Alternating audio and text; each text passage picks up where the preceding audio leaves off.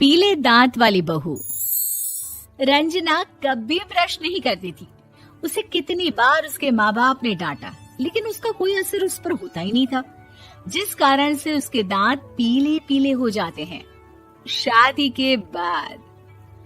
अरे बहू, वैसे तो तुझ में कोई कमी नहीं है, पर तेरे दांत इतने पीले कैसे हैं बेटा? कैसे मतलब? कोई सर्जरी थोड़ी ना कराई है।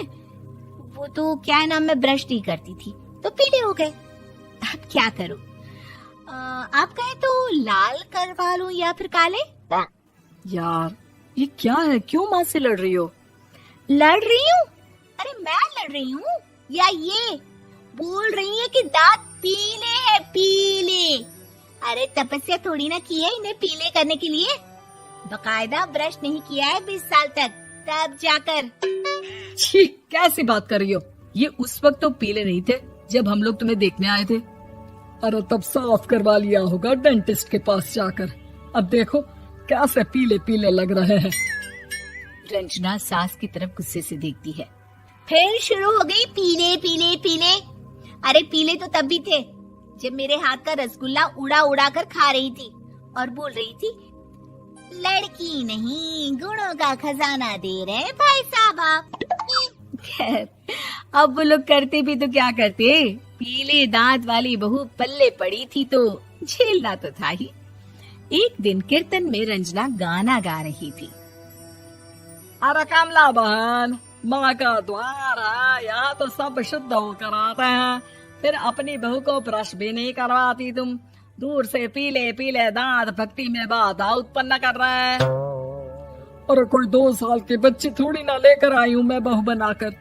अच्छी खासी लड़की है, अरे कैसे करवाऊं ब्रश? ये तो उसे खुद करना चाहिए ना। अब माँ बाप तो इसके जैसे तैसे निपटा दिए, ये नहीं सोचा कि सास कैसे संभालेगी। सास बहू को लेकर घर आ जाती है, लेकिन सोच लेती है कि अब इसे लेकर कहीं नहीं जाएगी। अगले रोज बहू कहती है, अरे क्या हो गया, मंदिर नहीं जाना क्या? कीर्तन का वक्त हो रहा है।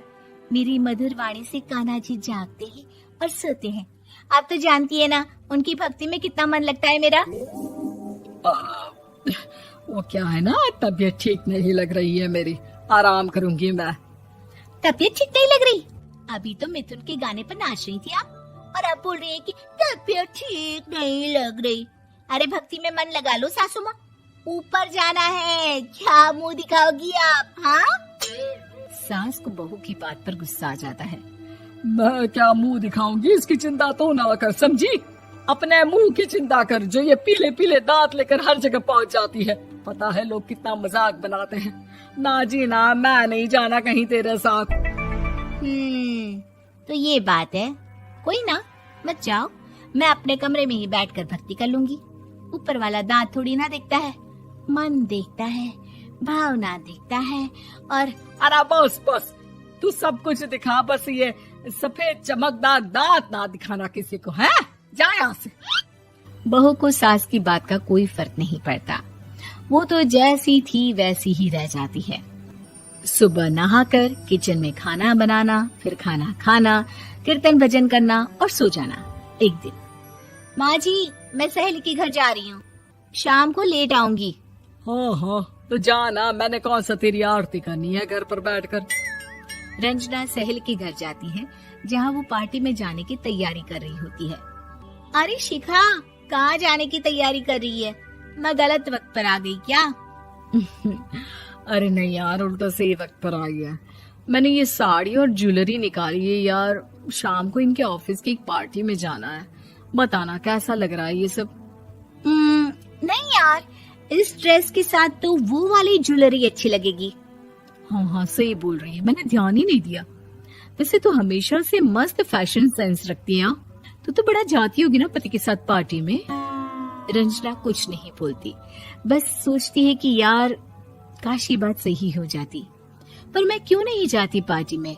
क्या इन लोगों की कोई पार्टी होती नहीं होगी? रंजना घर आती है और रात में पति से सवाल करती है, एक बात बताइए, आप मुझे किसी पार्टी में क्यों नहीं ले जाते? क्या आपके यहाँ ऑफिस में पार्टी नहीं होती? पति बेचारा क्या कहता कि दांत पीले हैं तुम्हारे इसलिए। अरे कोई पार्टी होती नहीं हम लोगों के ऑफिस में, तो कहाँ से लेकर जाऊं? और मार्केट, मॉल, कहीं वीकेंड घूमना, कहीं तो। अरे यार सारे हफ्ते में एक छुट्टी मिलती है, तो सोचता हूँ कि आराम ही कर लूं। क्यों? रंजना मन मार के रह जाती है। पहले कभी सास के साथ मंदिर जाया करती थी, लेकिन वो भी सास ने ले जाना बंद कर दिया। घर बैठी बैठी रंजना बोर हो जाती है। तभी उसे आइडिया आता है और वो मायके जाने का सोचती है। सासू माँ, 2 दिनों के लिए मम्मी के घर जा रही हूँ। अच्छा ठीक है, आराम से जा। और हाँ, माँ से कुछ अच्छी आदत सीख कर आना कि कैसे शरीर के हर भाग की तरह दांतों की सफाई भी जरूरी होती है, समझी? शुरू हो गई ना आप।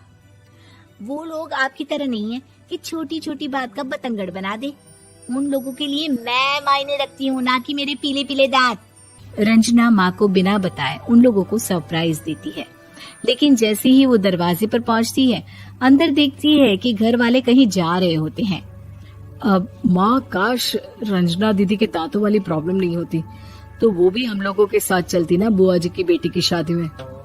हाँ बेटा, लेकिन अब उसे कौन समझाए कि उसको उसके पीले दांत नहीं दिखते, लेकिन उसके आसपास के लोगों को कितना एम्बैरेसिंग फील कराते हैं। मुझे तो कितनी बार उसके स्कूल की टीचर ने शिकायत की कि उसके साथ कोई लड़की बैठना भी नहीं चाहती, और ना ही कॉलेज में कोई उससे बात करना चाहता था। लेकिन पता नहीं क्यों उसे ये बात समझ में ही नहीं आती। कोई कमी नहीं है उस लड़की में, बस यही कि दांत पीले हैं। वो तो भला हो जीजाजी और उनकी माँ का, जो दीदी को जैसी है वैसे ही रखा हुआ है। रंजना को अपने घर वालों की बात सुनकर बहुत दुख होता है। वो सोचती है कि वो क्या करे, लेकिन फिर वो सीधा डेंटिस्ट के पास जाती है, अपने दांत चमकाती है और कसम खाती है कि वो रोज ब्रश करेगी। अरे क्या हो गया? तुम तो 2 दिनों के लिए गई थी ना, पर कोई ना, अच्छा है, चलो आ गई तो।